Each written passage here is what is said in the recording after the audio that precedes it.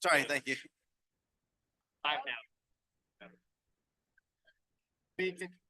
Hello. Hello. Oh, here you go. Hi, everybody. Can we get everybody get you to take your seats? We'll get started.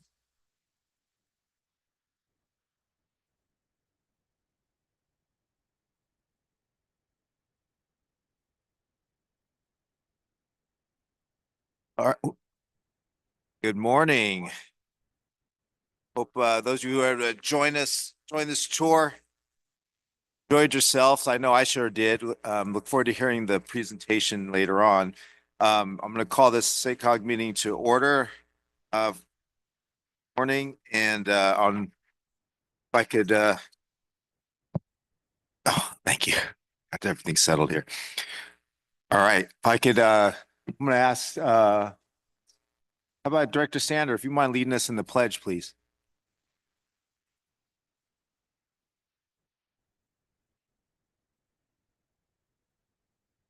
Pledge allegiance to the flag, United States of America, to the republic for which it stands, one nation, God, indivisible, with liberty and justice for all.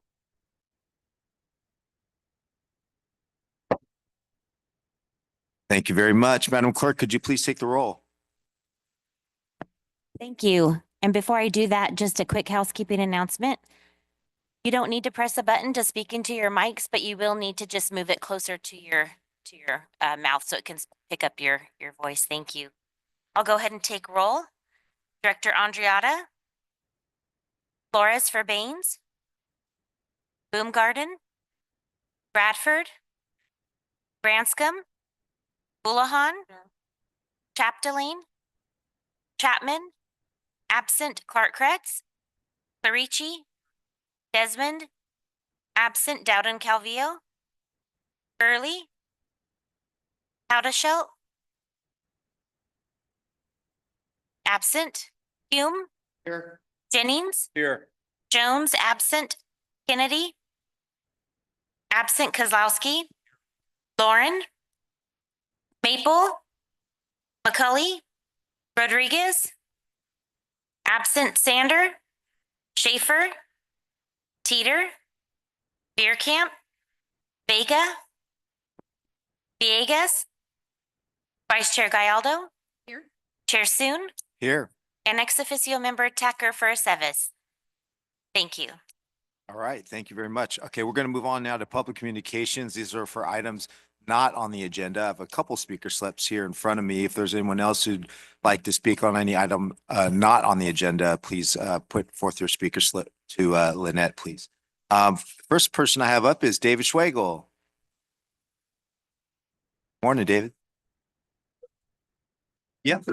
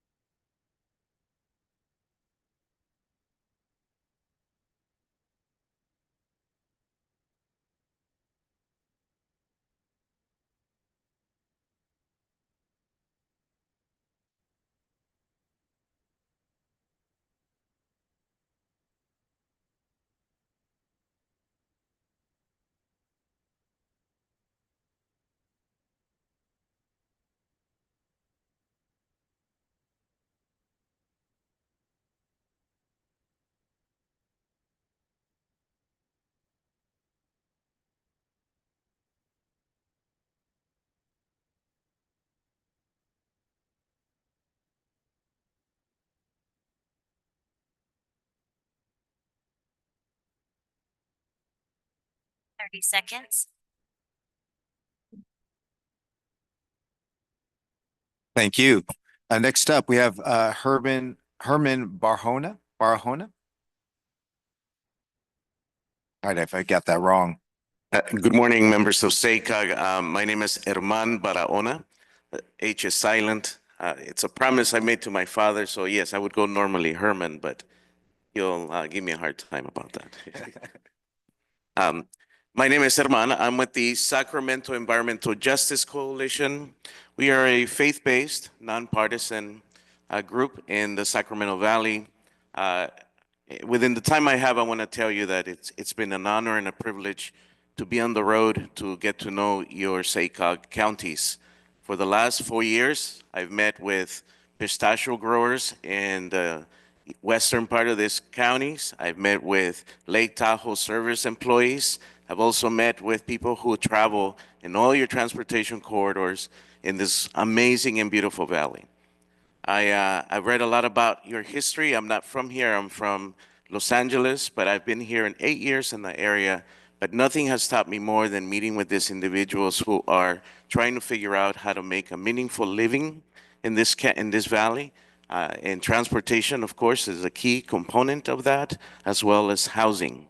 So with that in mind, I want to introduce myself to tell you that we have an amazing coalition within your region that would love to engage with you on this conversation about how to build a great region for transportation and housing, but also for the people that we've also met who live on the streets and still depend on public transportation to go to a doctor, to go get their food. The unhoused community is growing, and we keep seeing that in the region. If you look at your Medi-Cal records in your counties and cities, those numbers are growing, and that means that those are people who are living with less than $2,000 a month. That population are people who had big dreams in this valley. Many of them, the majority of them, are from the valley. So with that in mind, of course, I want to tell you that we have found beautiful things happening here. The city of Roseville is doing amazing work on affordable housing construction. The Placer County inclusionary zoning code is defending the right to be housed in this valley.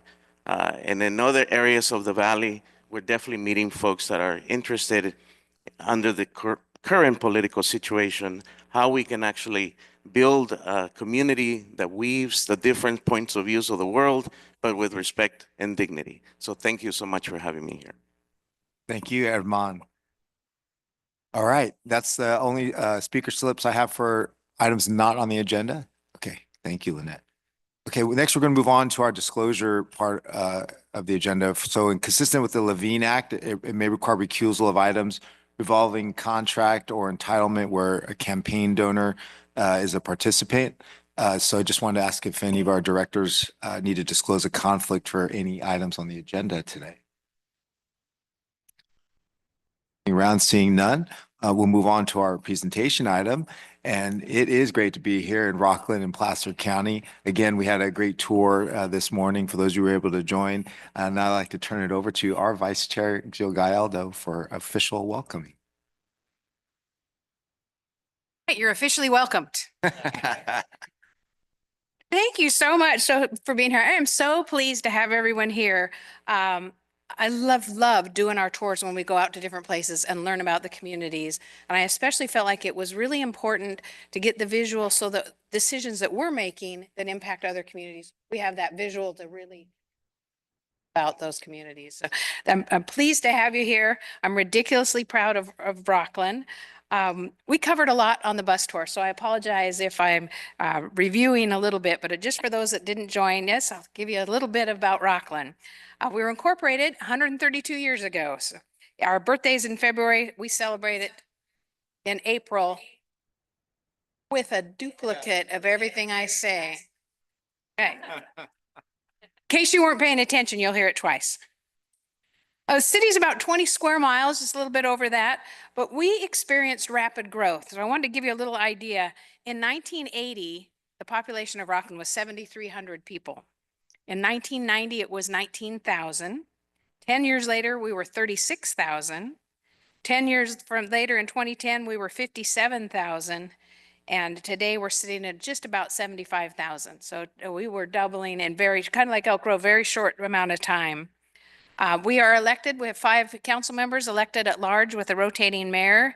In 2021, the city was recognized as one of the best places to live, and also Safewise magazine said one of the safest communities.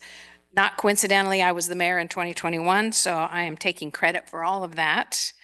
I'm convinced people would blame me if it went the other way, but our neighboring communities in Roseville and Lincoln have also had some of those recognitions, and I think it really is a reflection of the values and the communities that we live in. Number one reason people move to Rockland is our schools. We have some fantastic schools. The majority of the town is serviced by Rockland Unified School District, which has Whitney High and Rockland High. But I give kudos always when my husband grew up here in Rockland. He's a native, and when we had one school. He went to Rockland Elementary, kindergarten through 8th grade. And then when you went to go to high school, every kid got on the bus on Pacific Street and rode the bus to Roseville High. And when Roseville High was full, then every kid went to Oakmont. And when Oakmont was full, Rockland kids went to Del Oro in Loomis until we opened our first high school. I believe it was 93 for Rockland High. So very, very, it's just not that long ago for those kind of changes. Now the city is served, to say majority Rockland Unified School District, a portion, if you come down Sierra College, the city boundaries and school district boundaries are a little different. So a portion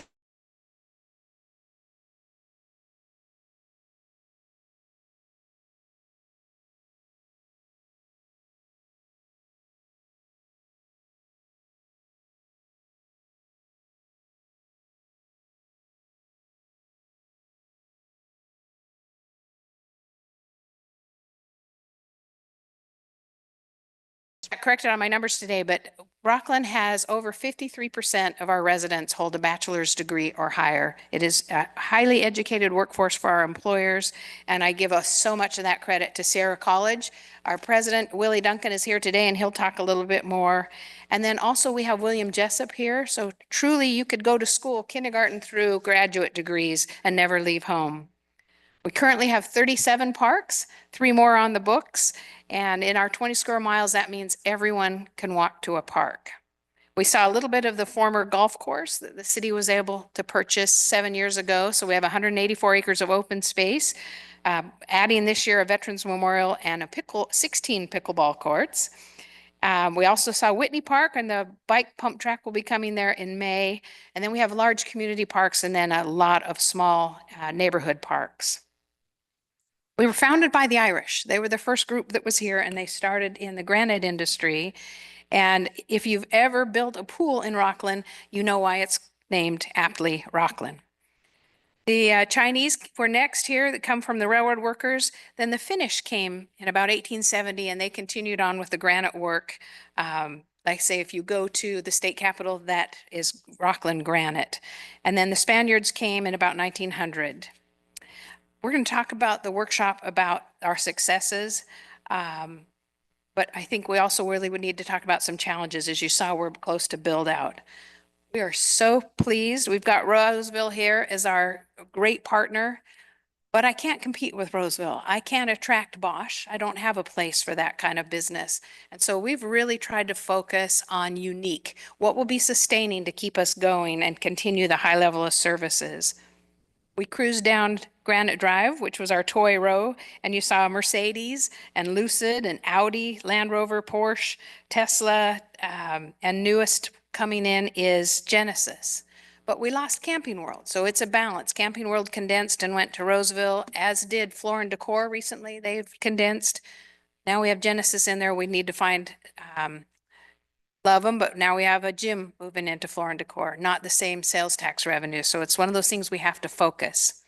Some of our unique businesses are Bass Pro, Pottery World. Icing on the Cupcake is based here in Rockland. You'll take one home today. And our quarry park, which there were 11 quarries in Rockland, all active.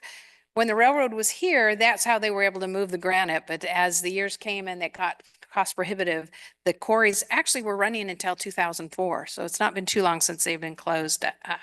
Although there are still some of the Rucola family here that have a monument company and continue some of that work. I always tell people when I go to the airport, I get to hear our county supervisor say, "Welcome to the Sacramento airport." And I don't have an airport. So when you come to a concert at Quarry Park, I will tell people, "Welcome to Quarry Park. It's better than an airport, I swear." We got a lineup this year. Hopefully I'll see some of your faces there. We have about 20 concerts. We go starting with Y&T, our 70s kickoff, Nitty Gritty Dirt Band, Blood, Sweat and Tears, Silver Sun Pickups, Toad the Wet Sprocket. We're going back, so you guys have to know some of these. Well, Everclear, Gin Blossoms, Wallflowers. We'll have Jazz in the Park, and always popular Yachtly Crew Outdoors is always a fun one. We are in contract with a company to build next to Quarry Park. We really want to get downtown back. We lost it to a fire, multiple fires many, many years ago. We really need to get a downtown going. We're in contracts with a company out of San Luis Obispo, and we're looking to do an outdoor public market. Something similar to Oxbow, if you've been on that. No surprise to anyone. So there's environmental things you have to work around when you're building on top of boulders and granite, a mining company. So we're working on those pieces and very quick get that kickoff so you can sit there and have a beverage of choice and watch people zip line across the park. I think that's kind of covers a little bit about how we're going to do a workshop, a little bit, talk about some of our challenges. But I do want to thank my team here, not only the city manager, hopefully something not to be Gabby and Elizabeth. No, there she is. Thank you for setting all of this up. Get everyone here. I appreciate it very, very much. We're going to show you just a quick 1-minute overview of some pictures of Rockland, and then we'll thank you again for being here. Rockland.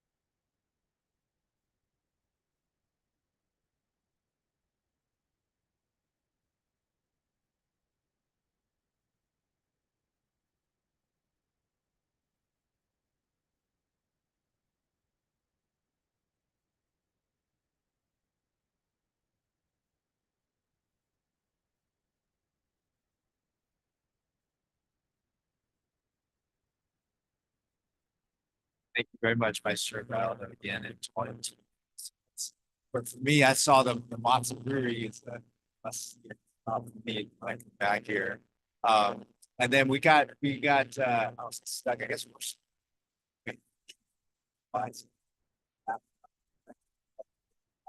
stuck at the 99, so Rockland's not the only town dealing with railroad crossings.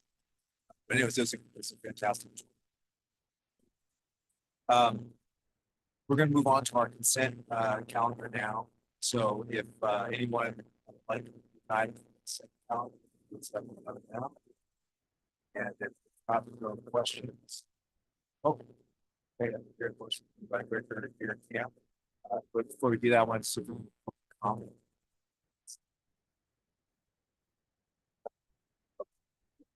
and second from Director Hume. So with that, all those in favor say aye. Aye. Opposed? All right.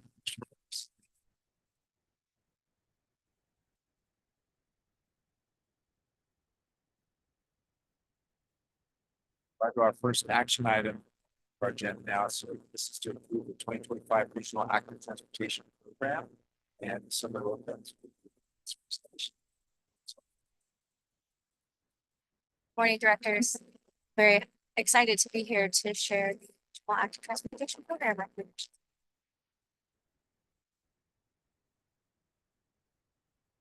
All right, so I'm Summer Lopez. I am our regional ATP program manager. I also manage active modes, all things active modes at SafeCog, so technical assistance and regional trail implementation and just general support on active transportation. So today I'm presenting item number 10. This is an action item on the regional ATP funding recommendations. Excellent. Okay, so the regional ATP, actually I'll start with the ATP. The state ATP is a statewide program that is meant to increase walking, bicycling, and non-motorized rolling throughout the state. It's also a 3-component funding program. So it's statewide, small, urban, and rural, which are both managed and conducted by the California Transportation Commission. And then the MPO components are managed individually by each MPO council. So SACOG's 6-county regional ATP is managed in partnership with Placer County Transportation Planning Agency and El Dorado County Transportation Commission. This is our timeline. We're very close to the finish line for Cycle 7. And you may recall that I came last year to talk with you about a budget reduction. The statewide program was reduced by $400 million. It impacted the state greatly, and it also impacted the regional rounds. And so I did want to share that the state received 277 applications that totaled $2.5 billion. They ultimately funded 13 applications totaling $101.2 billion. And they unfortunately didn't fund anything within our region in the state round, just very high scoring and very, very competitive round for the state. But moving on to our regional call for projects, we had $4.721 million available. We had 12 projects that competed for the total amount, and the total ATP request that we received was $16.064 million. You can see the funding recommendations and ranked contingency list in attachment A. But I wanted to note, you might remember that when I came to talk to you last year, we really expected to fund 2, maybe 3 projects with this. And so I'm very pleased to share with you that we are recommending 4 projects for funding this cycle. We have 2 full funding requests, which are City of Sacramento and City of West Sacramento. And we have 2 partial funding requests, which are Sacramento County and Yolo County / Winters in a partnership. So this is our a very high level overview of our regional ATP process. The regional team, which is myself and PCTPA and EDCTC, meet together with a regional working group that's multidisciplinary. And we utilize the board approved scoring criteria, which you can find in attachment E, to review all the projects and score them. And then we ensure that the top scoring projects meet the board approved minimum of 40% of the funding going towards disadvantaged communities. And then we ensure that they have deliverable project phases, which are things like design, environmental, construction, on infrastructure, et cetera. And then we take those highest scoring projects and we recommend them to the committee's and board. So some upcoming milestones. We are seeking board approval on this item, including a signed resolution. We would then submit the package to the California Transportation Commission and Caltrans. And we then would have staff program the projects in the MTIP. I'm also working on scheduling in-depth debriefs with the applicants whose projects were not selected for awards this cycle. And I'll be following up with each of them to provide technical assistance opportunities that support them as they continue seeking their active transportation grant funding. So again, this is an action item next month, and they recommended this with unanimous support. So staff is requesting that SACOG board approves the 6 county regional ATP recommendations and contingency list. authorizes the executive director to develop the transmittal documentation to submit our package to the California Transportation Commission and direct staff to prepare the required amendments. That's all I have, so I'm happy to take any questions or comments.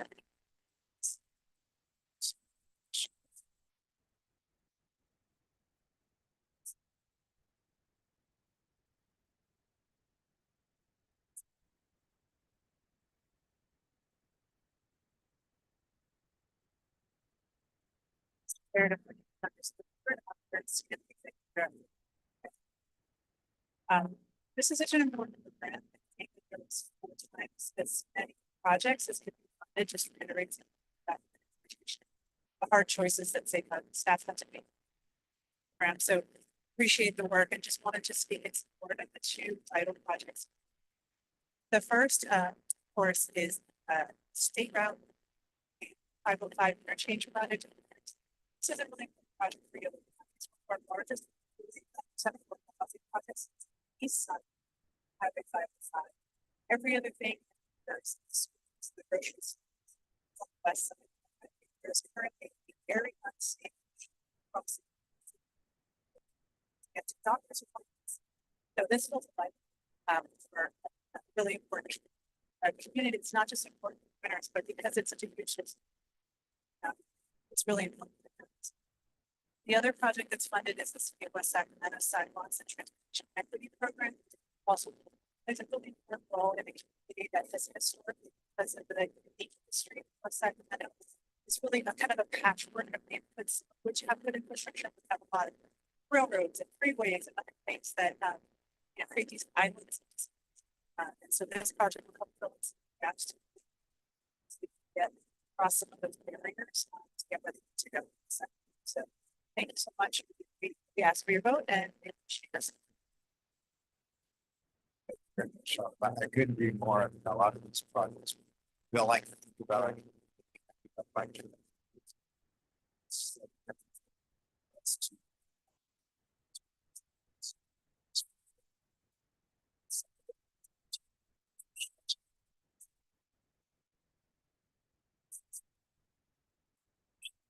Your suit yeah. did receive a written comment. Let Oh, me read that now. Please, yeah. This is from Supervisor Fredericks. Supervisor, he says that he's writing in support of the ATP funding recommendation, specifically the 369,000 for Young County SR 128 I-505 interchange project. The project is located in my supervisory district, and it is an essential component in helping address a long shared public infrastructure challenge in the city of Ventura County. I appreciate that SACOG staff have recommended this project for approval, as it addresses a serious gap in the pedestrian bike network for City of Winters and Noble County residents at the SR 128 I-505 Russell Boulevard interchange.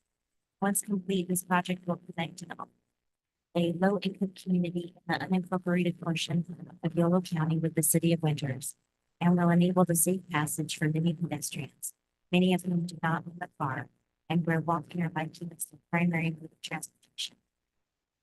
I also appreciate that the SACOG Transportation Committee is also going to support the project as well. There are many worthy ATP projects before you for consideration, but I hope you will all support the staff recommendation when it's before the SACOG. Thank you for your attention to this partnership. Thank you for your continued service to the Nice to hear from you. Chairs. No other comments. No other comments. Record early, yeah. See you now.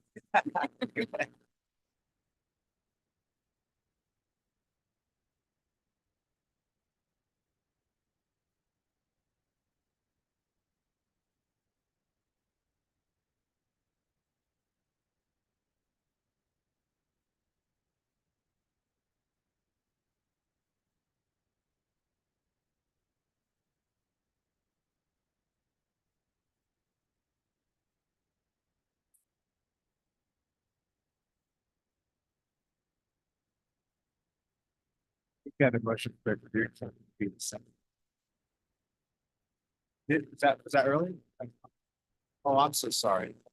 Yes. Okay, yes, motion by Director Hurley, second by Director Lauren. Also, I have a comment over here.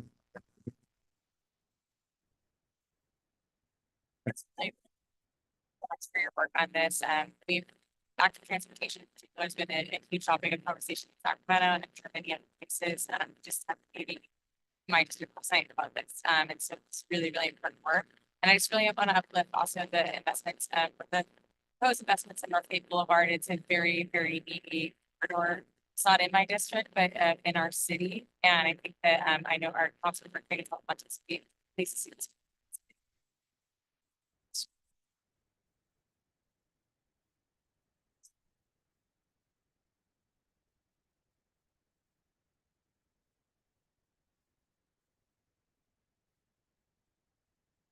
Access. This concept, office, that's part of society.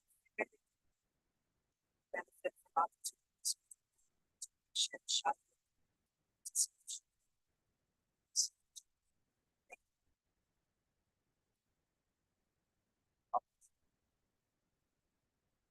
Done. Call for the vote. All those in favor say aye. Aye.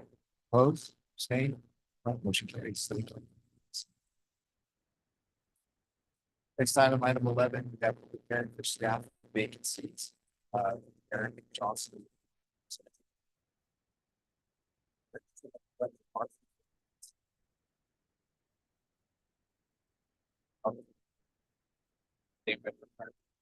Five 61, that's not going to go for last year, every public agency for adopting a budget. It's still hold a public hearing on vacancies with their agency. If their vacancy rate is greater than 20%, their additional disclosures and work that's required. SACOG doesn't meet that threshold. We actually have a vacancy rate of less than 5%. And so we believe we're in full compliance with this requirement. And so we'll just public hearing this morning. We do have a single bargaining unit. We've discussed this with them and they want to make a presentation today, so.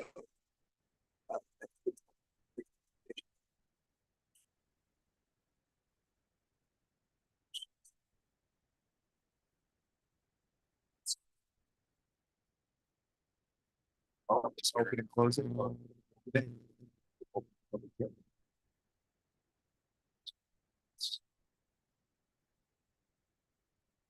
public comment. Hearing, yeah. I don't think we need to do approval. Right? No Yeah. approval. But thank you, Director Aldershot, wherever you are. I'm trying to look around. Oh, there you are back there. Okay.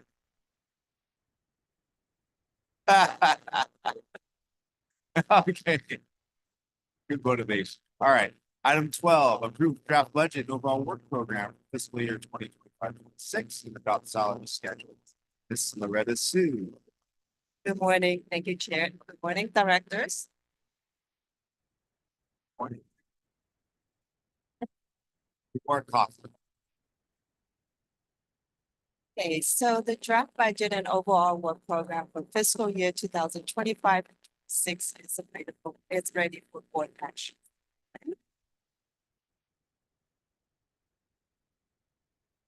So this morning, staff is going to go through and kind of just touch a little bit about what is the OWP overall work program, which includes purpose, timeline, events, the activities that are included in the OWP documents. And also discuss the basic of the budgets, some of the revenue resources, SACOG received the proposed draft fiscal year 2025-26 budget, and a little bit more detailed discussion about the fund balance and also just a summary of the 5-year based forecast. Then lastly, updated salary schedule that require board action this morning also. So first, I'm going to start off with the overall work program. SACOG as a metropolitan planning organization, short MPO, is required by federal and state regulation and mandates to prepare a overall work program, with short OWP, which I will be used in this presentations. It's required to prepare an OWP document each fiscal year. And the OWP documents all the transportation planning activities of Sacramento regions And then it's also a best source of overall details about SACOG fiscal plan. And then the OWP document and also the budget require the adoption of the board and then also approval from the state and federal agencies. Just to quickly touch on the timeline of the development of this document and budget. So at the end of February, staff submitted a preliminary draft document and budgets submitted to Caltrans and federal agencies for review and comments, just to ensure that all the planned activities are consistent with the funding source. So this morning, staff is seeking board actions to approve the release of the draft budget and OWP public comment. And then in April, staff will bring back the final version of the budget and OWP and incorporate any comments received from the state and federal agency and any comments received from the publics and also partners. So staff will submit that final document to Caltrans and federal agencies for final approval to begin expenditure effective July 1st, 2004.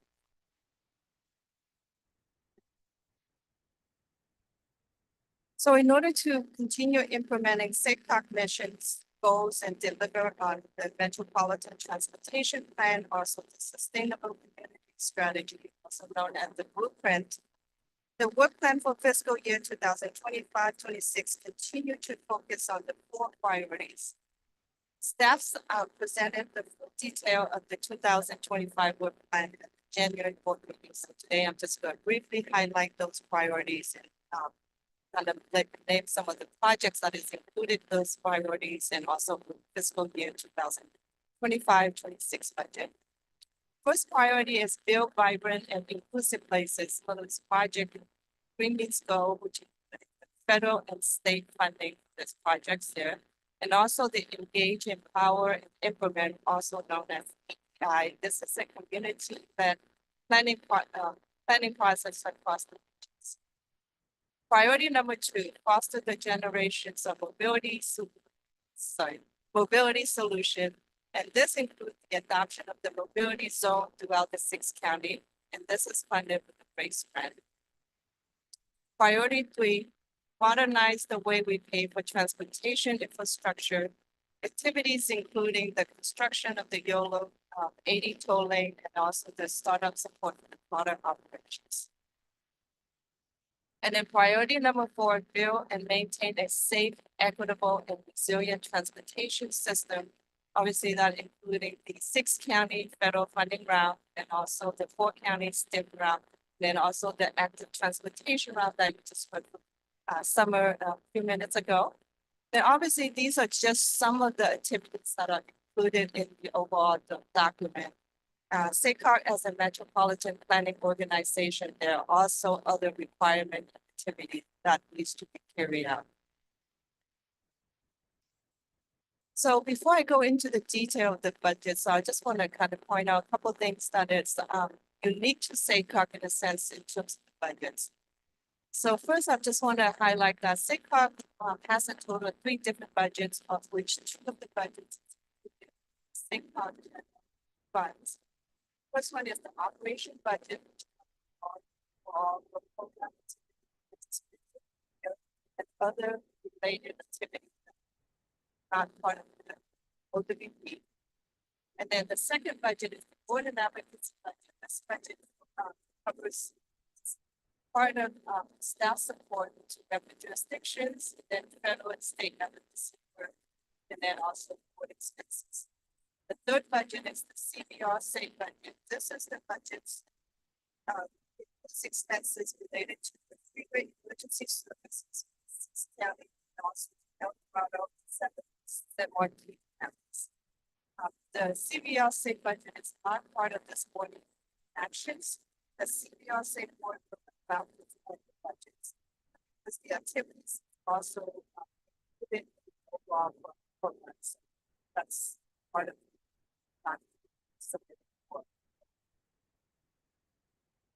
and also SACOG operation budget has funding, as I know that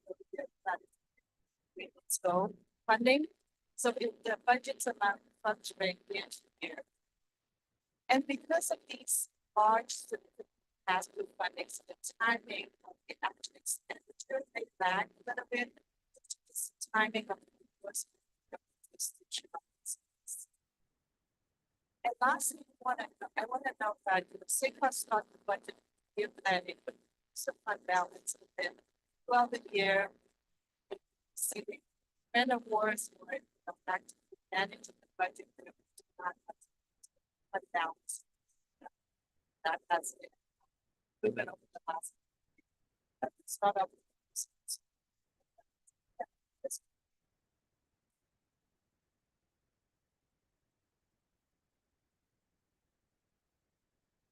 So it's a little bit about the SACOG revenue source. SACOG is an national planning organization. FPOs, planning, programming, monitoring, so they can federal formula funding for the candidates. Planning to 6 million. SACOG as the regional transportation planning agency.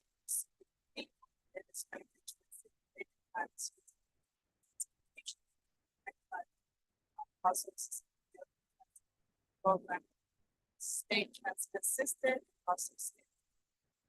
And additionally, SACOG received a fee for sport county plan. SACOG as the council of government that dues for some of the board activities, also federal and state. Then lastly, SACOG continuously apply for competitive grants that supplement SACOG board. Act as an agency for past grants like the federal Austin grants and state funding.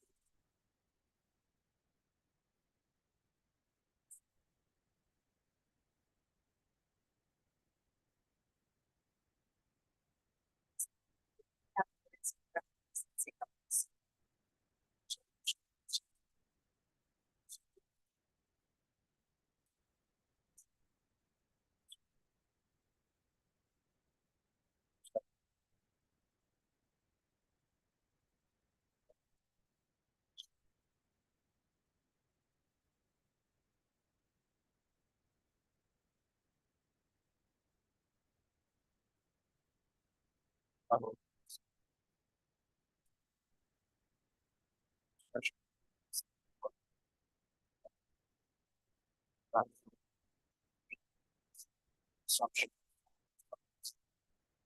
Yeah.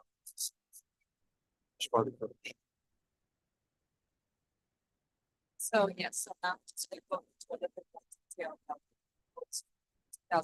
2025-26 draft guidance. As I noted earlier, planning and administration was 5% of budget. Operation budget and also supporting them. So the total revenue anticipated this year is 8 million and also so fund balance approximately 4 million. Detail next slide. So total it's 49.2 million as see the chart here. So federal revenue makes up 6% of the total. Approximately 8 million, and that including the planning fee, SACOG for all the planning activities, and also the RCN race grant. RCN Women's Go Air grant, and also the race grant, which obviously is still so unknown at this point. So I think that SACOG has to have the grant agreement executed. That's so it's in the budget. And obviously the state makes up 40% of the revenue, and that is the WIP2 funding. That mostly the 19 million percent that locally 11% that's the related planning activities.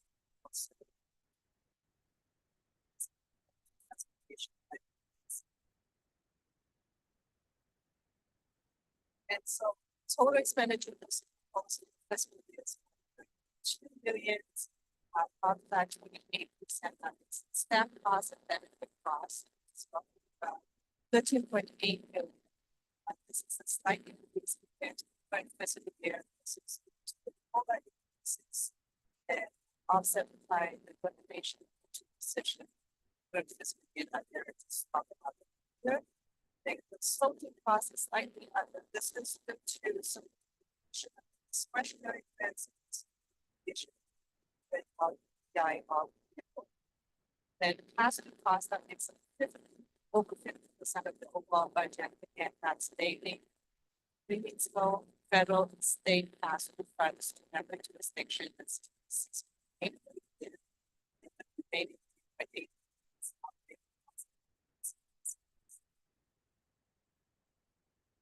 For more information in terms of the comparison of the changes during this budget proposed year, the staff item I'm outlining all the detail and also included with the staff item is attachment.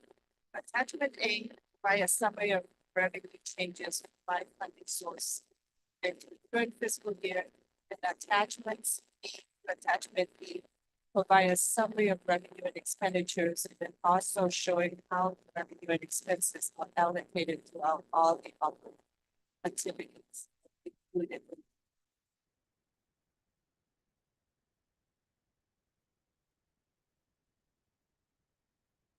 It's noted here that the proposed budget including a use of 1.4 billion fund balance.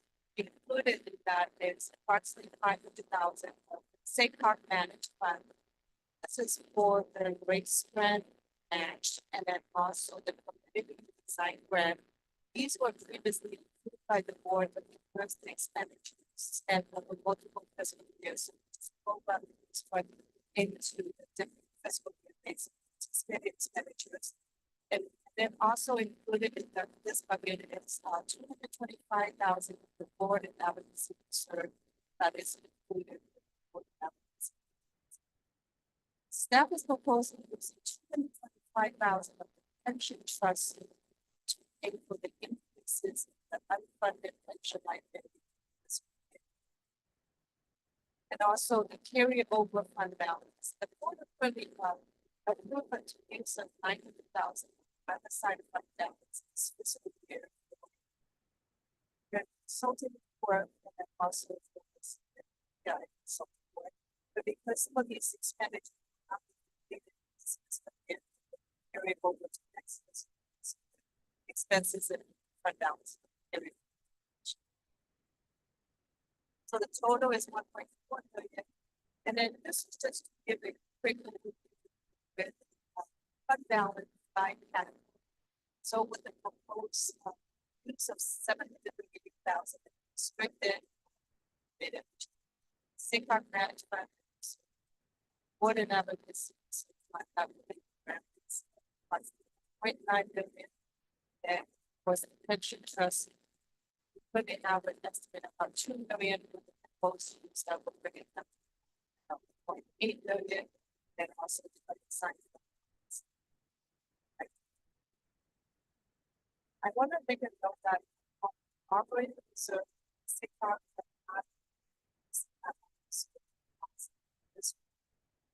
based on our fund balance policy, should not be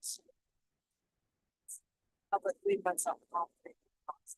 Right now, the contingency and also the operating reserve, we are working on. So when it's feasible, staff will bring back recommendations to transfer some of the fund balance on the side of operating reserves that bring it back to that level. That will be something that's step.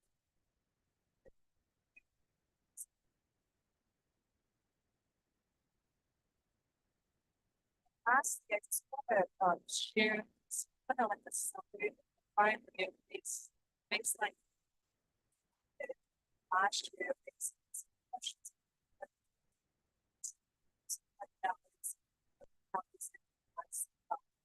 Financial health. This forecast is putting the budget to the current fiscal year. The rolling forecast of the next fiscal year. The purpose of this this projection is just to give an insight to staff know about the operating expenses, potentially changes that may impact future. So as you can see from this chart, it obviously is. So the current fiscal year, next fiscal year, projected revenue. Projected expenses. Starting in fiscal year 2017, revenue started to, like, this is the ending of the fiscal 2000 funding, and then also base rate, and also the positive. Obviously, this is a few weeks out, so there's still a lot of unknowns. What SIGCOG can see. SIGCOG has been successfully winning discretionary grant and has acted to manage its expenses. Last 5 years, these fund balance. Staff will take the forecast. Budget. Update. Major factor update that's SIGCOG. Lastly, I just want to touch on the salary schedule, as I noted earlier. Budget included in the second budget increase, and this is based on the consumer price index of how labor. And the attachment page is the updated schedule. Salaries.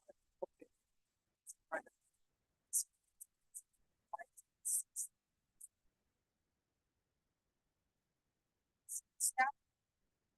Secondly, policy innovation committees. Actually, this committee is that policy innovation committee recommended. Budget. This is 2025-26 public comment, also board to update songs. With that, I'm happy to answer any questions.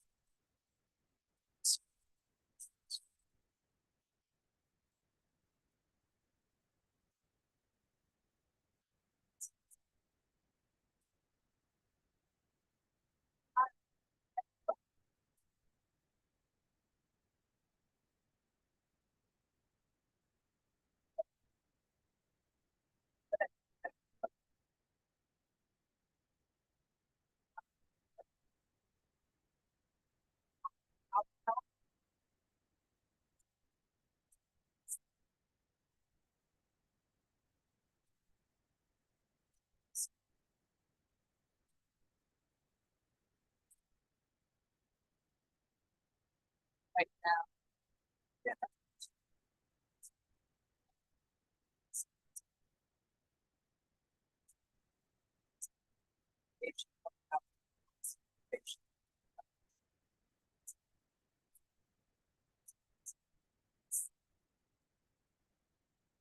Both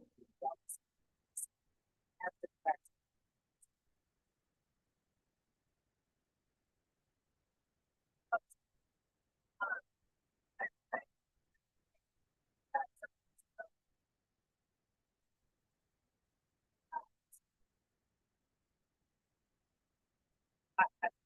Here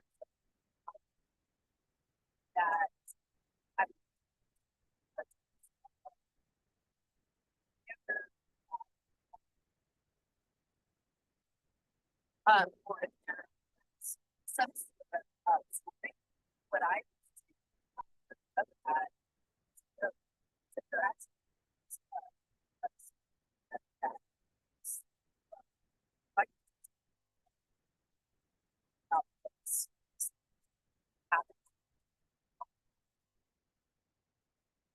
that's what I would look back to.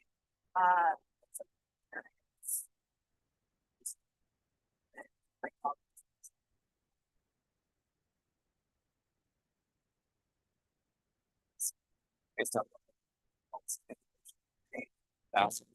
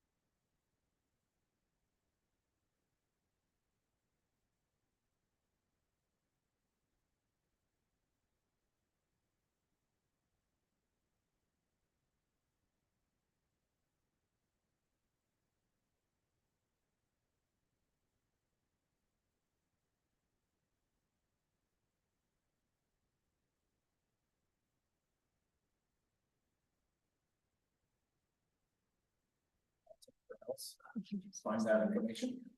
How many of each position is currently filled? We can come back with that information. I don't know the community, but, that's not included.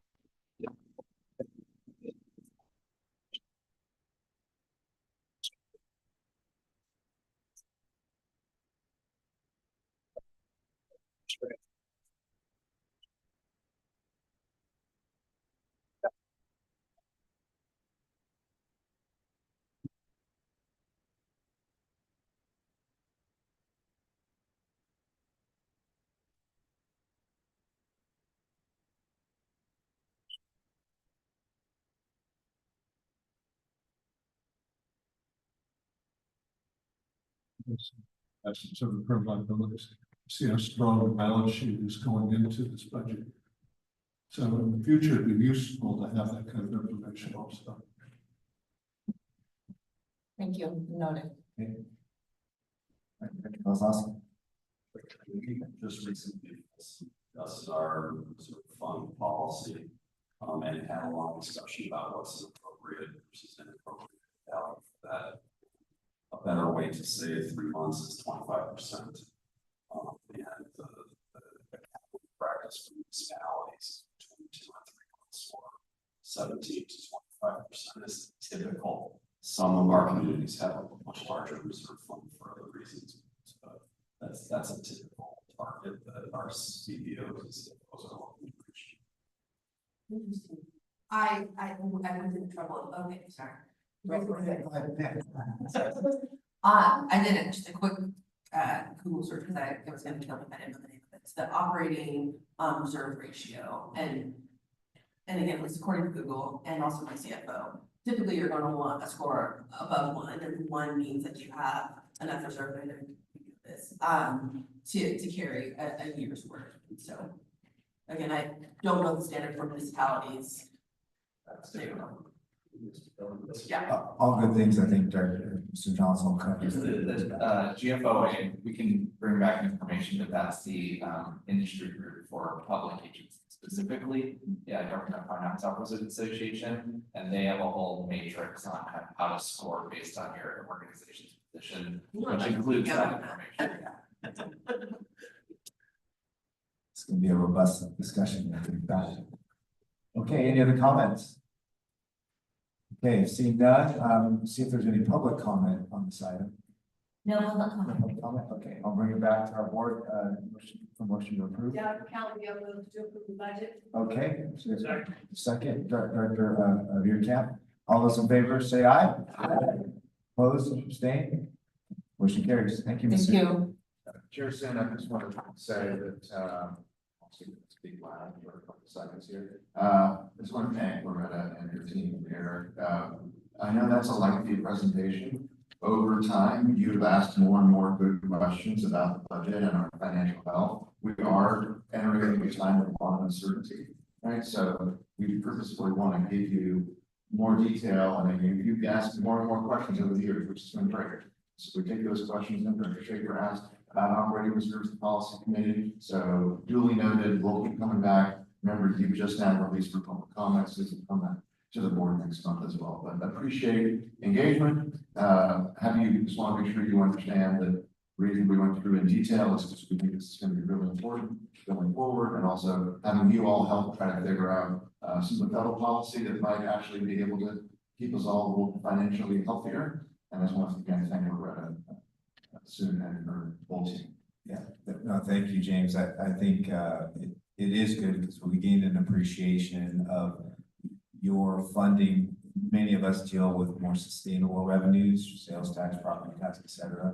But as you're dealing with revenues that come from administering grants and through formulating funding that is uncertain, you have a much more complex job of putting these budgets together, as we just saw. So thank you for that, and thank you to the entire team right here. Okay, we're going to move into the information session. This is the Capital Area Regional Tolling Authority Loan and Staffing Services. Mr. Johnson again.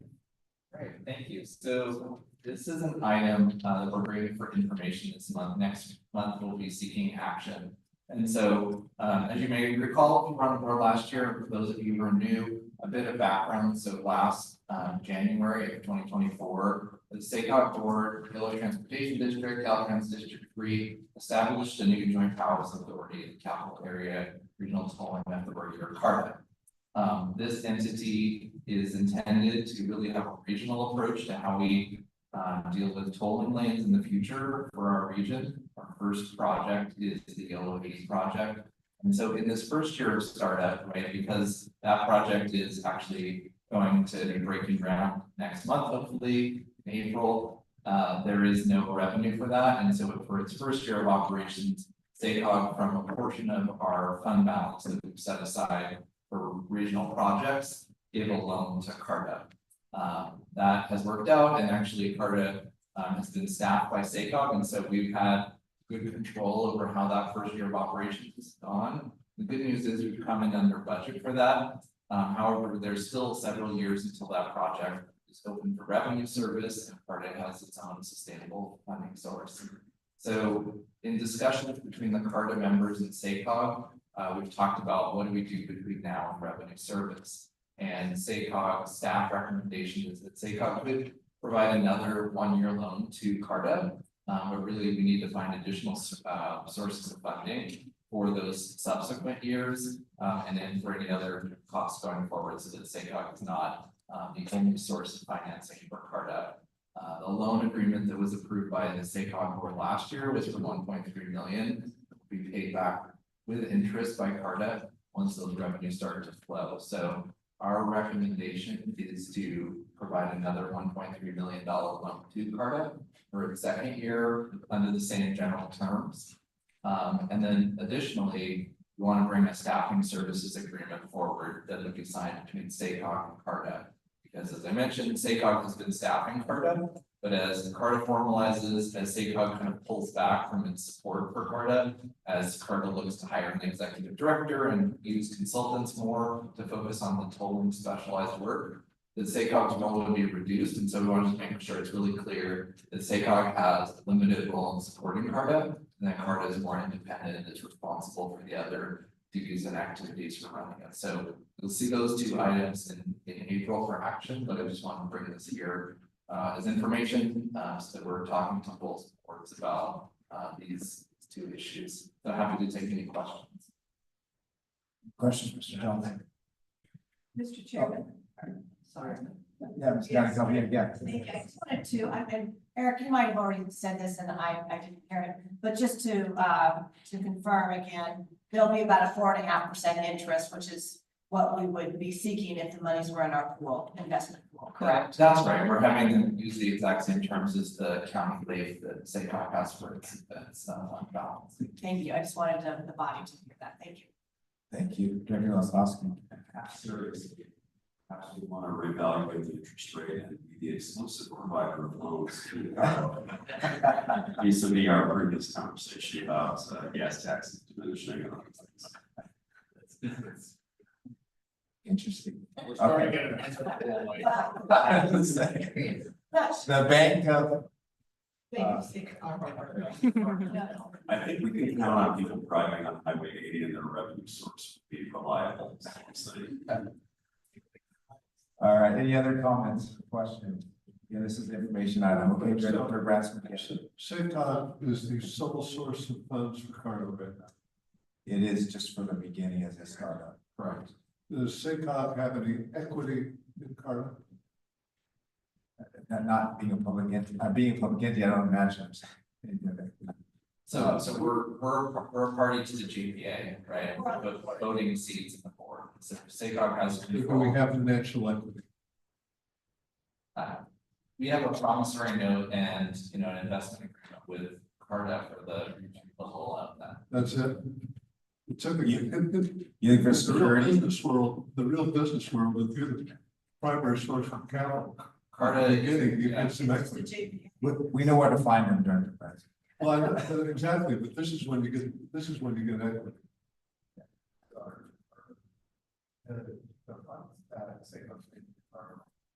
So if you're looking at it that way, it's debt financing.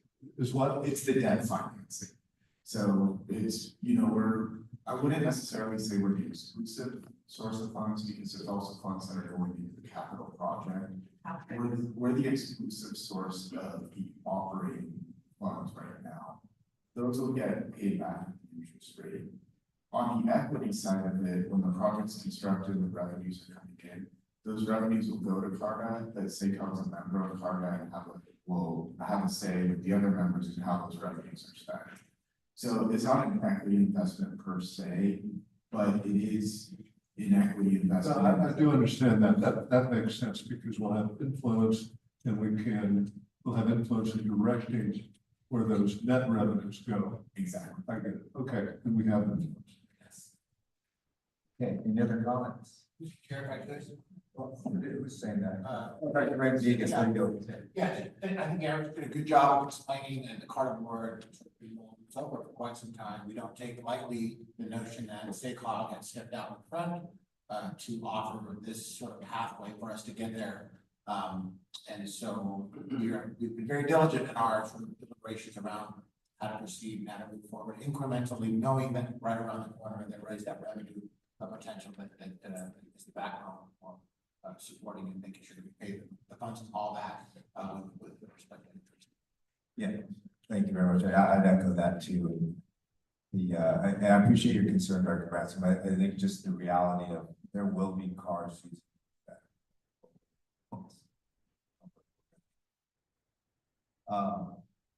Okay, and now I'm gonna ask you more comments. This is information. All right, seeing none, we'll move on to the next item on our workshop. This is the Workforce Development and Innovation in Rockland. The CEO, Executive Director Wallace.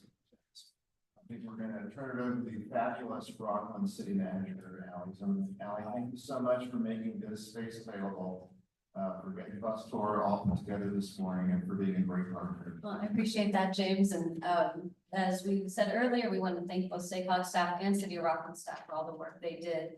Good morning, Mayor Gallo, introduce you. I'm actually going to go back one, just leave it on the. Mayor Galdo, and welcome you to Rockland. I do want to welcome you to the Rockland Event Center. This facility was acquired by the city about 20 years ago and is used on an almost daily basis for a rental facility for the city to hold its own trainings. We had to do a little bit of coordinating here because we actually have a wedding this afternoon that will be taking place out in the garden. It's beautiful. So that's one of the reasons that we are on this side and not on that side of the building. But we appreciate you being here and we'd love to host you again if you ever have any personal or business related events going on. I just wanted to expand on a couple of the brags that Mayor Gallardo shared about the city. In addition to what she shared at the beginning of the welcome, we have a fire ISO rating of 2. We have a Fitch bond rating of AAA, and a median household income of about $120,000. Our median age in Rockland is just under 40 years old. So we are just right in there. We have families, we have seniors, we have a very well-rounded community. And our unemployment rate is about 4.4%. When we have, as was mentioned, 2 institutions of higher learning, Jessup University and Sierra College. More than 53% of our residents hold a bachelor's degree. That makes us first in Placer County and second in the SACOG region to Davis. So we're thrilled with that. There's a little bit up there about what our general fund looks like. We are not a full service city. We provide excellent municipal services, but we are not the sewer provider, the water provider, the electric utility or gas provider, and we have a franchise agreement with Ecology for our solid waste. Our employees, we have 275 full-time equivalent employees, but half of those employees are in either the police department or the fire department. So we run extremely lean, and the services that we provide for the community, we do with a very small workforce. And a lot of that has to do not just because we want to be as efficient as possible, but quite frankly, we don't have the revenues that we need to continue to do more and probably where we should be getting in the future for our community. In 2022, on the left side of that chart graph, you see that it's a little bit larger. That's when we realized our ARPA funding, which is why it looks higher. Other than that, as it relates to sales tax, especially, we've been flat for about 5 years. And so, as you know, we all have uncontrolled expenditures that we can't deal with. And when revenues are changing, it makes it a little bit more difficult.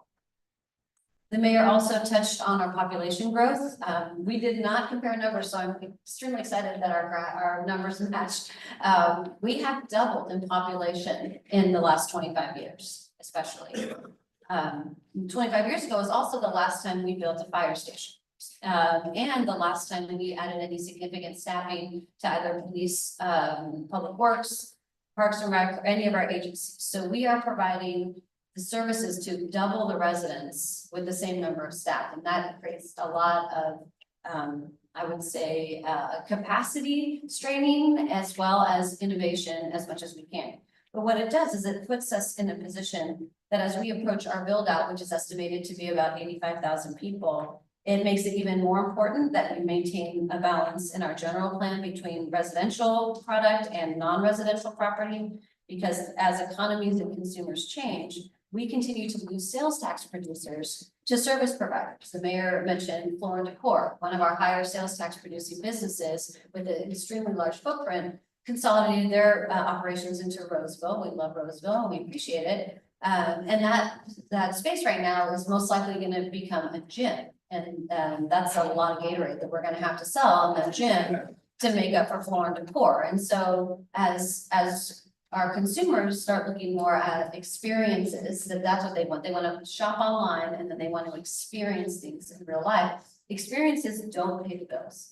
There is no service tax the way there is a sales tax. So we are looking at anything we can do to safeguard those properties that are still developable as revenue generators so we can balance the need to continue to provide housing as well. And lastly, and this is to dovetail into the actual workshop, I wanted to talk about some of the things we're trying to foster in terms of innovation and growth in our community. So up on the screen are just the highlights of here in Placer County, the industries that are growing right now. We collaborate with our regional partners, City of Lincoln, City of Roseville, and City of Rockland, all get together and identify ways that we can work together on economic development strategies in a smaller way. We use GSEC as well, but to keep things along the Highway 65 corridor moving. we partner with the Growth Factor. Those of you who are on the tour, we had Mark Haney step on the bus and talk to us. We've partnered with the Growth Factory over the past 3 years to provide funding for Build Up Rockland, which is an extremely small incubator program for local Rockland businesses to come in, get mentorship, get advice, and get a small stipend to invest back in their business to continue growing in Rockland.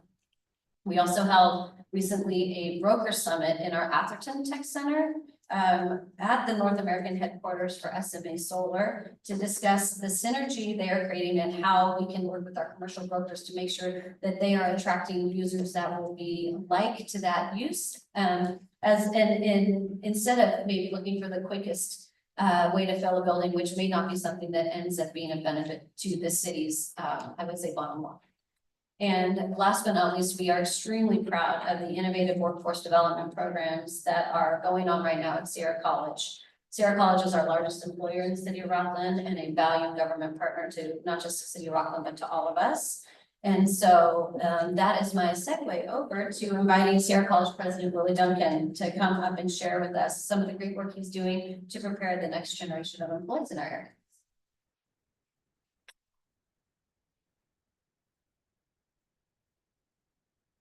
Excellent. Thank you, Allie. And thank you all for inviting me here today. I know many of you, but for some of you, this is the first time I've met you, so it's a pleasure to be in front of you and talking about Sierra College. So just a little bit of background on me before I start. I started at Sierra College as the superintendent president in 2011, so 14 years ago.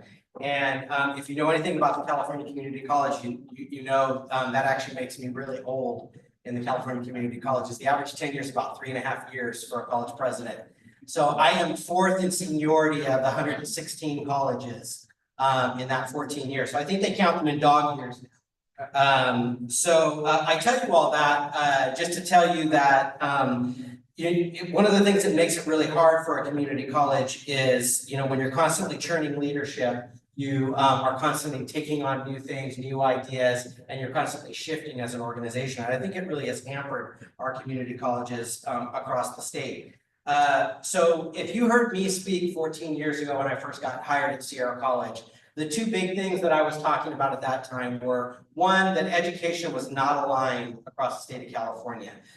K-12, really you can break K-12 down between K-8 and the high schools, depending upon the way the district's configured. But K-12 was not talking very well to the community colleges, and we weren't communicating with each other. Community colleges were not communicating very well with the CSU, and the UC never talked to anybody anyway. So that was kind of the state of education the way I saw it. And then not enough programs at the community college level were aligned with the jobs that were available. So there's just this misalignment. And higher ed has benefited me greatly in my life with both my undergrad and graduate degrees, but not every job requires a 4-year degree or postgraduate degree. And I think we were doing a disservice to our young people to try to push them all in that direction and not prepare people for the jobs that were involved in the sectors that we were working in.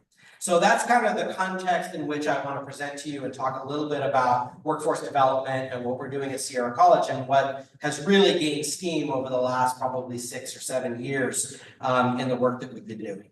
I think we all know about, our economy and the kinds of things that we're trying to do to build our economy in Placer County, but in the greater Sacramento region. And Sierra College is very much aligned in those efforts. I co-chair the Competitiveness Council with Don Jackson and William Jessup for GSEC, but I'm also very involved in Placer County economic development and the kinds of things that are happening here, the Roseville and Rockland Chambers, Lincoln Chamber, and are really working hard to try to align all of our resources in that way. So I'm going to jump into a few sectors and kind of highlight some of the programs that we've developed in the last few years or that we're growing in these sectors. We're going to try to get on how they connect into our K-12 and dual enrollment programs that we've created. We now, by the way, have over 4,000 high school students that are enrolled in dual enrollment classes with Sierra College. We've been one of the fastest growing dual enrollment programs in the state of California over the last few years. So I'm going to hit on public safety and healthcare first. These are obviously two very crucial sectors in our region. And starting with public safety, many of you know that Sierra College has been leading an effort in our community, aligned with all of our cities and our agencies that operate in both police and fire, and then also Sacramento State at the table with us, and also the FBI. And the reality is there is no comprehensive public safety training center in Placer County. And we have a bunch of assets that are spread around, but many of our agencies have to leave the area in order to get training. The Sacramento Public Safety Training Centers are overworked and are very hard to get access to. So many of our agencies actually have to leave the region in order to get the training that they need. We also did an employment survey done by the Centers of Excellence to look at the job demands coming in the future. And they are what you think they are. We do not have enough people going in to public safety careers, and the numbers of the job growth is going to create a huge issue for our agencies going forward. So out of that was born the idea of a regional center. We have recently just entered into a contract to purchase 50 acres. Housed on that facility will be a training program for our academies that we have, both police and fire, as well as training space for all of our agencies. And so we're hopeful that with that training hub, that's going to create enough energy and excitement around those programs to draw people into those careers and provide training for our region. I want to give an example of a program that we've created in healthcare, the surgical technician program. This was highlighted to us actually just about a year ago through the talent pipeline management program that was led by the Roseville Area Chamber, but involved all of our local chambers and all of our business assets we started with healthcare. And they identified surge techs as one of the barriers to scheduling surgeries, and then the number of surgeries that could be performed. All of our healthcare providers all identified this. Currently, or prior to our program being started, there were only private institutions doing training in this area, and it could cost somebody going into the program up to $50,000 to go through the training in this program. Our program is at about $5,000 a year. It's a 3-semester program, so you don't even have to get an AA in the program. You go 2 semesters to Sierra College and then 1 semester of internship in our local hospitals, and graduates are going to earn over $90,000 a year to start coming out of that program. Also, all of our local hospitals have agreed. We're running our first cohort right now. We just started in the spring of 2025, but all of our local hospitals have agreed to hire all the graduates out of the first 3 cohorts. So, the first 3 cohorts have guaranteed jobs. After that, the jobs will be dependent upon what's available and what's in our community. But an outstanding program partnered with all of our agencies. How many per cohort? Right now, we have 20 in each cohort.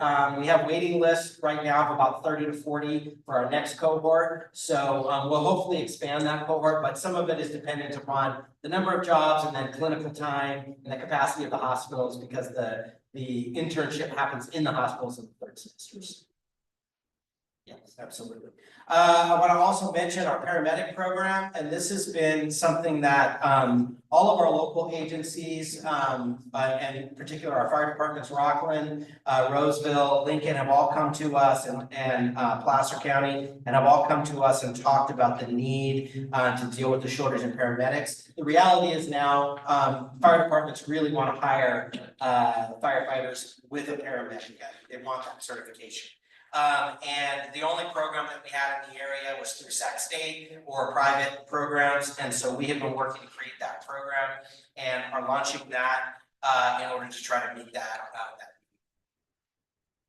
I want to now move to advanced manufacturing and skilled trades. And, the focus here for us is tradable sectors, trying to think about what builds an economy in our community. And all these tradable sector jobs, and in particular, if you think about advanced manufacturing, manufacturing jobs have a multiplier effect. And it's a 4-to-1 multiplier effect in most communities. For every one manufacturing job, you create 4 jobs that support that manufacturing job. So it's an area that a number of years ago, Sierra College made a rather large investment into. And at the time, you know, there were a lot of questions as to whether or not we should invest that much into advanced manufacturing and whether or not there'd be an ROI for us. I can tell you there has been, and we're very glad we made that investment in the manufacturing program. I'll talk a little bit more about that on my next couple slides. So I want to highlight mechatronics, and you might have heard recently about our mechatronics program because we've been getting a lot of press lately. Last year, the first partner visited our program. I wanted to meet our students in advanced manufacturing, or excuse me, in mechatronics. And that created obviously a lot of energy around that. There's been a lot written about Bosch coming into Roseville and into our community. And there is a direct connection between Bosch and the mechatronics program. They hire a lot of graduates of that program because those are the individuals that maintain the machinery. And they are tripling the workforce in training, or excuse me, in the folks that are trained to work on their equipment and do the kinds of things that our mechatronics students are doing. But we also have other programs. Actually, Alan mentioned SMA Solar. Their North American headquarters is right here in Rockland. We train for them, and they hire graduates out of this program. And then also GreenHack, another Rockland company that's local here that we hire for. I want to make a connection also too to our high schools. Roseville Heights Joint Union High School District wrote a grant and received $1.5 million to build mechatronics labs in 2 of their high schools. And so those are going into place right now. We will be running dual enrollment classes in mechatronics, hopefully leading students into our mechatronics program, but most definitely leading them into internships with Bosch and other employers in the area. One of the things we've learned about Bosch with them coming here is we've done some, you know, they're a German company. A number of us went last year to visit them, and they, you know, the German model is a little bit different than our model. They don't have community colleges per se the way we do. They have more trade schools, and they start people much younger. So they are used to internship programs that exist, starting with kids at say 15 years old that are working in the workforce while they're getting their training. So what we would like to do is connect that with our dual enrollment program in our high schools and allow for internships to be happening at a young age while students are in high school to get that work experience in places like Bosch. I want to mention automotive really quick, and you won't find this funny, but I find it funny to be talking about automotive because we actually eliminated our automotive labs off of our campus a few years ago, back in 2019.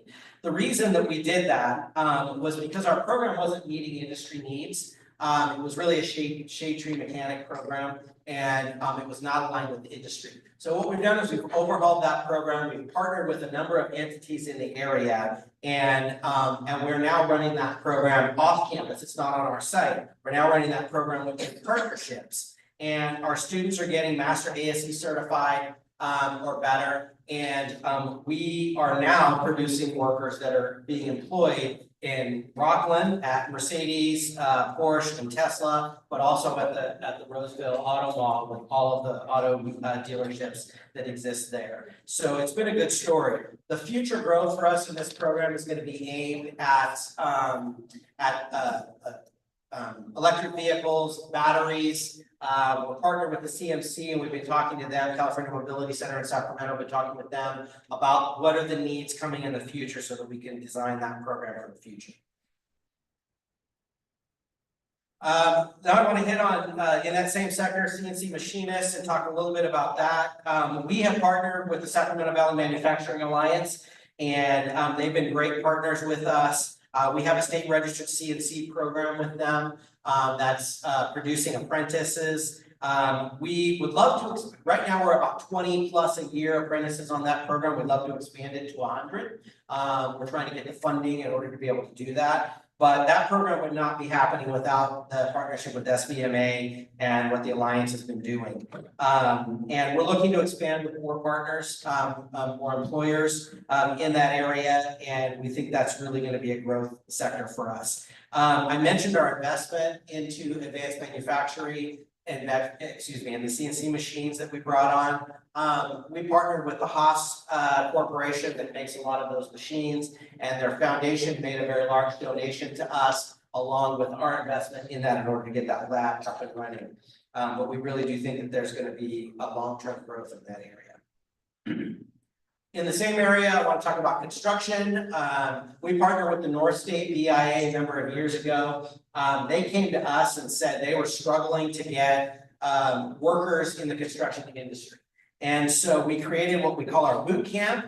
It is a very streamlined program. Students can go full-time, and it's I think it's an 18-week program, and they almost all of them, we have almost a 100% placement rate in that program. They get jobs in construction. We serve about 100 students a year in that program that come out of it. They get a really broad exposure to the construction industry. Many of the classes are taught or visited by local employers that come in and connect with us. It's really an employer-based program. They get a NOSHA certification when they come out of it. And so they are ready to go to work on a job site immediately leave that program. We also connect with a number of our high schools, Whitney High School here in Rockland, but also Western Placer High School District. They've got some courses that are designed to feed students into the construction industry, and some of them aimed at construction management also too. All right, moving to the technology and energy sector, and I'm going to just jump right to our programs and hit on, this was an interesting example that I like to highlight because one of the things that we've done over the last few years, one of the things I think you hear in higher ed is not very responsive and is slow to respond to kind of changes in business and industry. So that's been something we've been working on over the last decade, really, to try to speed up our time to response. This is a good example of that.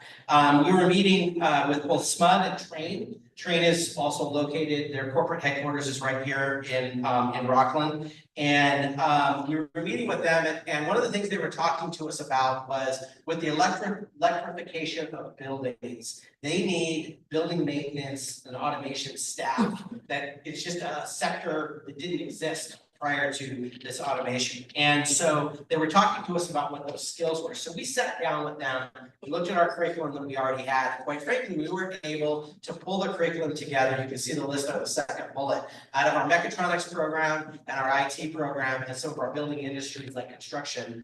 We were able to pull the curriculum together out of classes that we already had in the state and create it into a certificate program that's now creating facilities automation certified individuals that can go to work in the industry. Those were our first two employers that wanted it, but a number of other employers have stepped forward and are now utilizing graduates that came out of the program. And we were able to get that program up and running in a year. So from the time they first came to us, a year later, we had that program functioning and running. So just a good example of being able to try to be more responsive to business and industry as our economy develops. I want to mention cybersecurity. This is a huge growing sector. It's one of the fastest growing sectors in the state of California. There's an estimate by 2033, there's going to be an estimated 17,000 open cybersecurity jobs each year in California.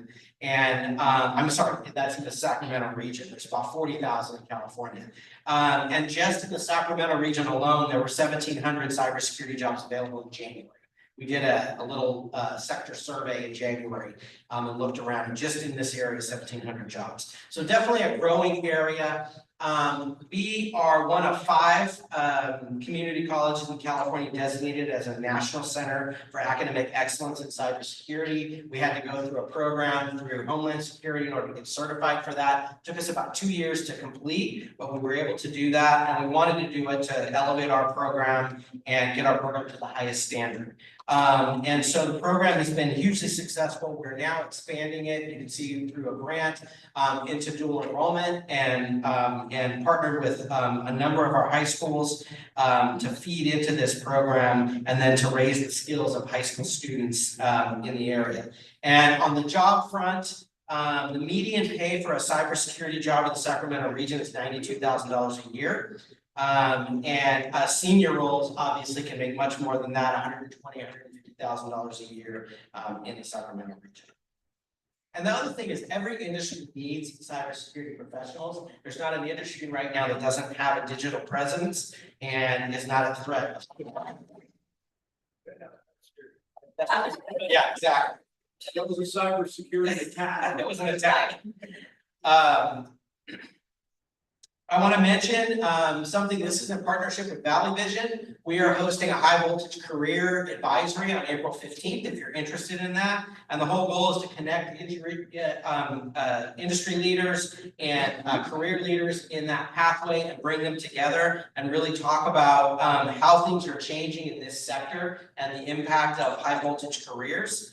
And so this is just an example of how we partner with industry, Valley Vision also too, to try to raise awareness of changes that are happening within industries and how we might respond to them. This will be very valuable for Sierra College because we're going to get all of our partners on our campus and we're going to be able to learn from them. So our faculty will be there, our administrators will be there listening to folks in the industry talk about this. And then the last thing I'm going to mention, I'm happy to answer any questions if you have them, is we held a workforce summit last year. We had about 250 attendees, which was great from all over the region. And the whole goal is for us to talk about workforce, the changes in workforce and the programs that exist, but also what doesn't exist now and where do we need to go.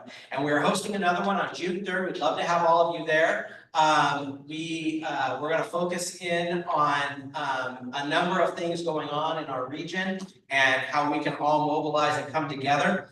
Last year, we created what we call BHAG, a big, hairy, audacious goal. And this is that goal right here that by 2028, we would try to do these things. And you can see a number of them on here actually are probably easy to achieve, but some of them much harder to achieve. But we wanted to really try to put something out that all of our workforce providers in the region could align to and could put together. And so that's what we've been working on. Like I said, I'm happy to answer any questions if we have time for it. If not, I'll just say thank you. Yes. I would be very brief because I don't want to speak between here and lunch. But I just want to say, as a millennial, it is really refreshing to see this because, my generation, it was drilled into our heads to go to college. Many want to go to get a 4-year degree, and many are in debt. And I think what we realize out of that is that we don't have enough people that are in the trades and the skilled workforce. And so this is a really brilliant, all these different interventions are really brilliant, especially like the focus on being in the high schools. Like I actually went to community college when I was in high school and I graduated 2 years early, and I'm lucky to go on my way. And especially looking at the German models, which is something I can develop. So wonderful project come out and see. Love to have you. Thank you. Thank you so much. I'm very proud alumni of Sierra College. I'm so excited to see the evolution of this college. It's amazing. And again, I agree totally. The trades are something that have been kind of overlooked, but are so relevant in today. So I am super proud. Way to go. Kudos and thank you for a great presentation. You're a Gilbert. That's right. Not to mention you're home to the Niners. Oh, yes. I remember that. Please. Of course, and President Duncan is helping us because the only time Niners win the Super Bowl is when their summer home is here in Rockland. We are going to get them back for a demo day. We're going to ask all of you to help us with that petition. Just one thing, and just what I know from having my husband being a high school principal and how much they've appreciated these dual enrollment. So many of our high schools lost the technical career. They just quit doing that education. It was very expensive to have labs like that at the schools and it went away. And then also what happened is the colleges, now every teacher has to be certified in that subject credential. And colleges, no one was going to school to be an industrial arts teacher anymore. There was actually no programs in the colleges to do that. So I know when they were shopping to try and get, you get that one industrial arts teacher that's been there, I can't imagine what's happening now that we have one that's retiring and like, what do you mean you're retiring? You're 37 years in, you can't go anywhere. There's no one teaching welding else to go. And so having Sierra College step up to be that partner is huge. But that is a big focus, is now we've got to graduate teachers, credentialed teachers in those vocational subject areas so that we have somebody that teaches them. Director Schaefer. I'll be very brief here. I can't tell you how much I appreciate the dual enrollment program. It really does slingshot kids into the industry and really does prepare them for going to work. Little plug, I work for SVNA, and we are holding our second annual high school challenge on the 26th. Everyone in this room, everybody here will have a kid from their jurisdiction competing in this competition. It's a really cool thing. So many different ideas. It's like going to a science fair, open to the public. Certainly, Sierra College will be there. We'll have a number of employers that will be there ready to hire. So far we have identified 28 kids that are ready to join the workforce right now. So we'll have employers there ready to interview, and part of that is going to be involved at Sierra College. Thank you very much. Great presentation. Yeah, fantastic. I know we can talk all about Director Early West. Thank you. We get to see each other at least once a month. So thank you. I had no idea though about all of this amazing stuff. I kept leaning over to my Joel County Conference office. Okay, so then I have a couple questions. So one, I know it sounds like you're working with school districts, at least here locally. Is there an opportunity to work with school districts that may not be as local, but still in the region, specifically Washington Unified School District? So, we can, however, the way the community college system works is we're by district, and so Los Rios district be the district that would need to respond to that. If they don't want to, then we can step in, but you have to go to them first. We'll talk to them first. That's kind of the way the rules work, and then they would authorize us to step in if they didn't want to do it. Is there a role in which both? Work with both colleges, there absolutely is. And we can partner in that way. But we'd be stepping on their feet if we stepped in, and if they invited us in, or if the high school invited us in, we could certainly do that. But it just, because it's by district and it's literally, the reason for that's kind of like school districts. You can't go outside your school district. Same thing, property taxes are collected. That's what supports Sierra College. So we have our district. Same thing happens for Los Rios colleges. Sounds like paperwork. It absolutely is. It absolutely is. And I will tell you, we have a great relationship with the Los Rios colleges. And so Brian King and I are great friends, and we knock down those barriers all the time. So we don't let those kinds of things get in the way of something good, if something good can happen. So we're very, very open. Thank you so much. That's great. Let's get in front of Bruce before he retires. I know it's only got a year left. Yeah, exactly. So that's a great idea. In the meantime, Lynette, if we could get the information out, slides from Duncan about June 3rd, I think that would create interest to a lot of us. Okay, I want to keep us moving here. So I understand Director Jones want to talk about Placer County, right? Awesome. Good morning, everyone, fellow board members. I'm here to sort of partner with Rockland because I'm Placer County Board of Supervisors. And sorry, I was late. We are launching our 2025 Visit Placer Tourism and Quality of Life Summit today. It's our first of an annual summit that we're going to host every year. And I was delivering remarks because it's right in the middle of my district. Anyway. So I just want to tell you just a little tiny bit about, I represent District 4, as I said. We have approximately 81,000 constituents in each of our districts. My district covers a swath of Roseville, East Roseville, and it goes all the way down to the Sacramento border. I have everything from Folsom Lake and Highway 80, all the way up from Granite Bay to Newcastle, including about 10% of Newcastle. Now, our district, we oversee a budget of $1.2 billion. And that's not an easy thing, as you all know, because you all do the same thing. A little bit about Placer County. Our tourism is a $1.5 billion industry in Placer County. It creates 17,000 jobs and generates $127.9 million in state and local revenue. And I also contain a lot of our economic engine in Placer County with that swath through Roseville. In my district, I have the Galleria, Sunsplash, Topgolf, Costco, Sam's, the Auto Mall, CarMax, and many, many incredible restaurants. I have all of the, my district has all the connection to Folsom Lake, which includes many of our equestrian trails and hiking trails as well. So that's just kind of a little bit in a nutshell. But I also want to tell you before I forget, I did bring swag bags from Placer County Tourism for the board members. They're just on the back table, so grab one on your way out. And then we also have a little video here for you about Visit Placer. Love swag. Thank you very much.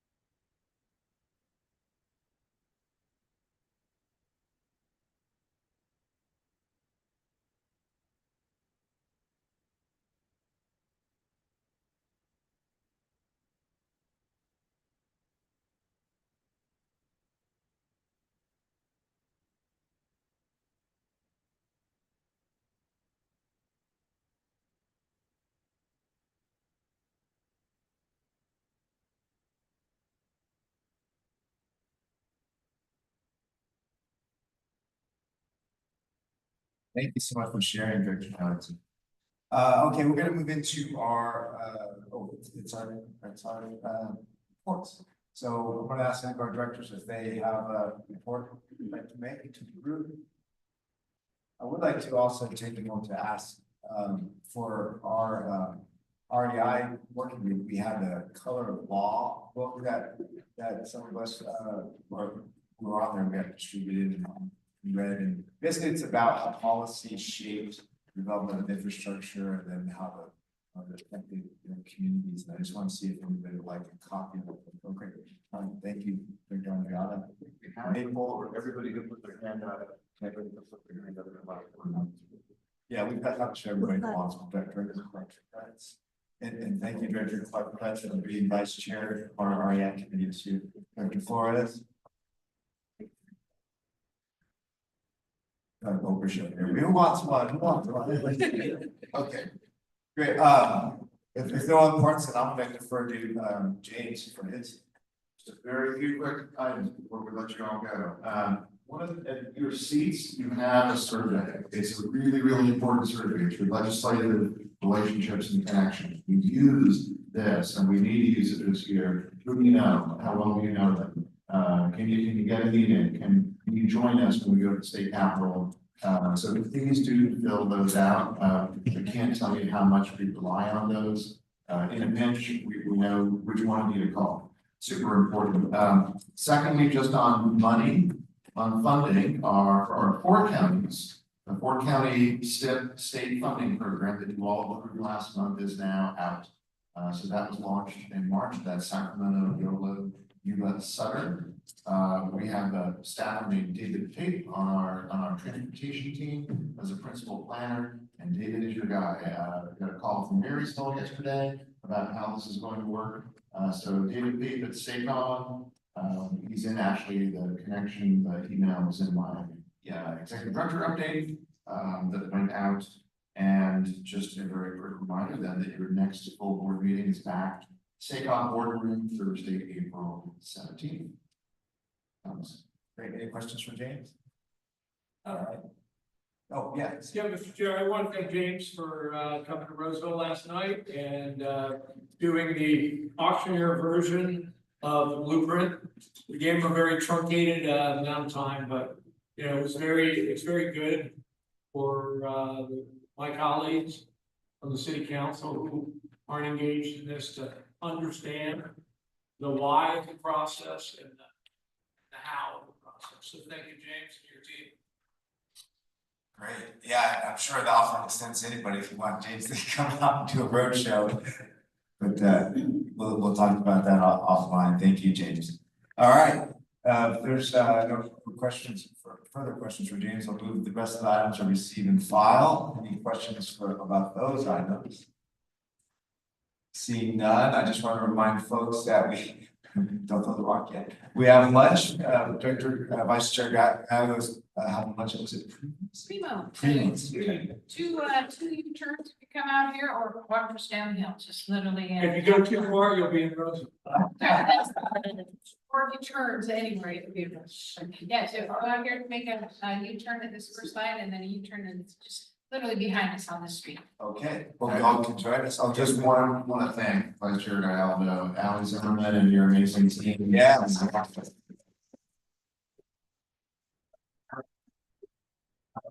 Sharing and, yeah, very much appreciate our first offsite of the year. Yeah, absolutely. Yeah, this is great. This is great. Enjoyed it very much. Thank you all. And we'll see you on April 17th at